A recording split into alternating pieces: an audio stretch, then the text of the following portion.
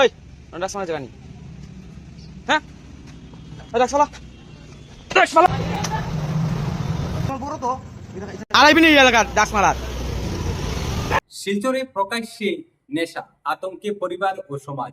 মাদকের করাল গ্রাসে বরাক উপত্যকা, প্রকাশ্যে নেশা আতঙ্কে পরিবার, প্রশ্নের মুখে সমাজ ও প্রশাসন। মাদকের অন্ধকারে হারিয়ে যাচ্ছে বরাকের ভবিষ্যৎ। এক সময় শিক্ষা, সাহিত্য, সংস্কৃতি ও সম্প্রীতির জন্য পরিচিত বরাক উপত্যকা আজ এক ভয়াবহ সামাজিক ব্যাধির সঙ্গে লড়াই করছে। সেই ব্যাধির নাম মাদক। দিন যত এগোচ্ছে ততই যেন মাদকের অন্ধকার গ্রাস করে নিচ্ছে কাচার সহ গোটা বরাক উপত্যকাকে। পুলিশের নিয়মিত অভিযান, মাদক উদ্ধার এবং পাচারকারী গ্রেপ্তারের খবর প্রায় প্রতিদিনই সংবাদ শিরোনামে থাকলেও বাস্তব চিত্র বলছে মাদকের বিস্তার এখনো উদ্বেগজনকভাবে অব্যাহত রয়েছে।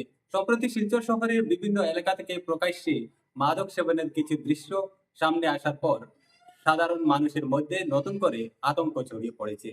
স্থানীয়দের দাবি, এখন আর নির্জন জায়গায় নয়, দিনের আলোতে শহরের অলিগলি, পরিত্যক্ত স্থান, রাস্তার ধারে, এমনকি জনবহুল এলাকাতেও মাদকাসক্তদের দেখা যাচ্ছে। কিছু ক্ষেত্রে যুবক যুবতীদের প্রকাশ্যে নেশাজাতীয় দ্রব্য গ্রহণের অভিযোগ উঠেছে।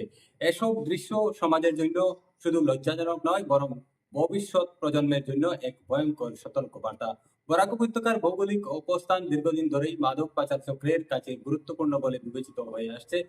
বিশেষজ্ঞদের মতে ভারত মিয়ানমার সীমান্ত ঘেঁষা অঞ্চল দিয়ে উত্তর পূর্ব ভারতে প্রবেশ করা মাদকের একটি অংশ বিভিন্ন রুট ব্যবহার করে বরাক উপত্যকায় পৌঁছে যায়। এরপর ধীরে ধীরে তা ছড়িয়ে পড়ে স্থানীয় বাজার ও খুচরা পর্যায়ে। আইন শৃঙ্খলা রক্ষাকারী বাহিনী প্রায় বড় চালান আটক করলেও স্থানীয়দের একাংশের অভিযোগ, খুচরা পর্যায়ের নেটওয়ার্ক এখনো সক্রিয় রয়েছে। মাদক ব্যবসায়ীরা নিজেদের কৌশল পরিবর্তন করে ছোট ছোট অংশে মাদক সরবরাহ করছে বলে অভিযোগ রয়েছে।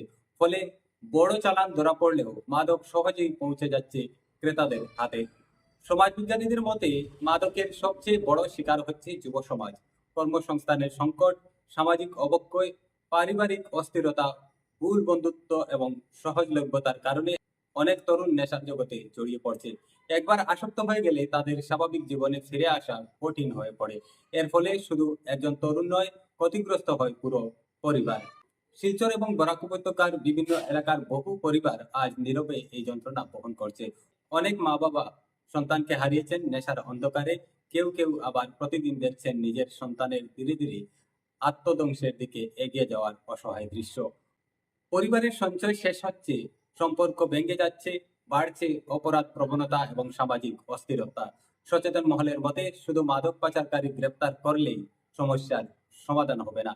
মাদকের চাহিদা কমাতে ব্যাপক সামাজিক সচেতনতা, বিদ্যালয় ও কলেজ পর্যায়ে প্রতিরোধমূলক কর্মসূচি, খেলাধুলা ও সাংস্কৃতিক কর্মকাণ্ডের প্রসার এবং মাদকাসক্তদের পুনর্বাসনের উপর বিশেষ গুরুত্ব দিতে হবে। একই সঙ্গে মাদক সরবরাহ চক্রের মূল হোতাদের শনাক্ত করে কঠোর আইনি ব্যবস্থা গ্রহণেরও দাবি জোরালো হচ্ছে। বিশেষজ্ঞদের মতে মাদকের বিরুদ্ধে লড়াই কেবল পুলিশের একার দায়িত্ব নয়। পরিবার, সমাজ, শিক্ষা প্রতিষ্ঠান, ধর্মীয় সংগঠন, জনপ্রতিনিধি এবং প্রশাসন সবার সম্মিলিত উদ্যোগ ছাড়া এই সংকট মোকাবিলা কখনো সম্ভব নয়। আজ প্রশ্ন একটাই, আর কত তরুণের জীবন নষ্ট হলে আমরা সচেতন হব? আর কত পরিবার কান্নায় ভেঙে পড়লে সমাজ জেগে উঠবে? বরাক উপত্যকার ভবিষ্যৎকে রক্ষা করতে হলে এখনই কার্যকর পদক্ষেপ নিতে হবে, কারণ মাদক শুধু একটি অপরাধ নয়, একটি সামাজিক মহামারী যা নীরবে গ্রাস করে নিচ্ছে একটি প্রজন্মের স্বপ্ন, সম্ভাবনা এবং আগামী দিনের ভবিষ্যৎ। মাদক পাচারকারী ও ব্যবসায়ীদের বিরুদ্ধে কঠোর আইনি পদক্ষেপ আজ সময়ের দাবি। ধন্যবাদ প্রিয় দর্শক। এই প্রতিবেদনটি বেশি বেশি শেয়ার করবেন যাতে মানুষ সচেতন হয় এবং মাদক নামের মারণাস্ত্র থেকে নিজের পরিবার এবং নিজের সন্তানদের, নিজের ভাই এবং বোনদের রক্ষা করেন। শিলচর তথা এ অঞ্চলে দেখা যাচ্ছে ড্রাগসের নীল নেশা সর্বত্র ছড়িয়ে পড়ছে। শহর শিলচরের বুকেই দেখা যাচ্ছে এখানে সেখানে, এই গলিতে সেই গলিতে যুবকরা, যুবতীরা এমনকি নেশা শক্তিতে রয়েছে। কাচার পুলিশ প্রায় প্রতিদিনই বিভিন্ন ড্রাগস তারা ধরছে এবং কোটি কোটি টাকার ড্রাগস ধরা হচ্ছে বলে পুলিশের পক্ষ থেকে ফলো করে প্রচার করা হচ্ছে। পাশাপাশি একেবারে শহরের বুকে দেখা যাচ্ছে যে যুবকরা নেশাগ্রস্ত হচ্ছে, ড্রাগস ইনজেকশন পুশ করছে, নানা রকম ট্যাবলেট তারা খাচ্ছে, কিন্তু পুলিশ এক্ষেত্রে কিন্তু এটা ব্যক্ততার পরিচয় দিচ্ছে। দেখা যাচ্ছে যে সামগ্রিকভাবে ড্রাগস প্রতিরোধে, নেশাসক্তদের বিরুদ্ধে কোনো অভিযান হচ্ছে না, আরও ব্যাপকভাবে সেই অভিযানের প্রয়োজন রয়েছে। নীল নেশার লাল সংকেত সেটা কিন্তু জনজীবনকে কার্যত বিপন্ন করে তুলেছে। দেখা যাচ্ছে যারা ড্রাগস নিচ্ছে সেই বিপদগামী যুবকরা তারা নানা ধরনের সমাজবিরোধী কার্যকলাপে জড়িত হয়ে পড়েছে।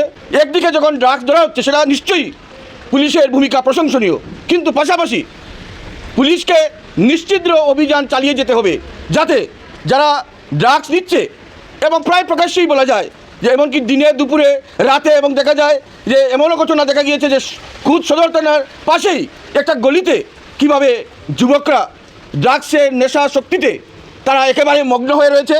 সেখানে তারা নেশা নিচ্ছে, নানা ধরনের অসামাজিক কার্যকলাপ সেখানে চলছে, এবং সাধারণ মানুষ তারা আতঙ্কিত রয়েছেন যে কখন না জানি কী হয়, স্বাভাবিকভাবে পথ চলাচল করাই মুশকিল হয়ে পড়েছে। একটা চরম লাল সংকেত, অশনি সংকেত দেখা যাচ্ছে।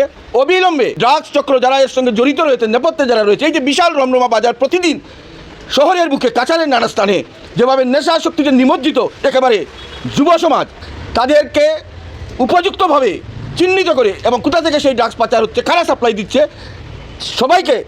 সবার বিরুদ্ধে ব্যবস্থা নিতে হবে, সবাইকে ধরতে হবে।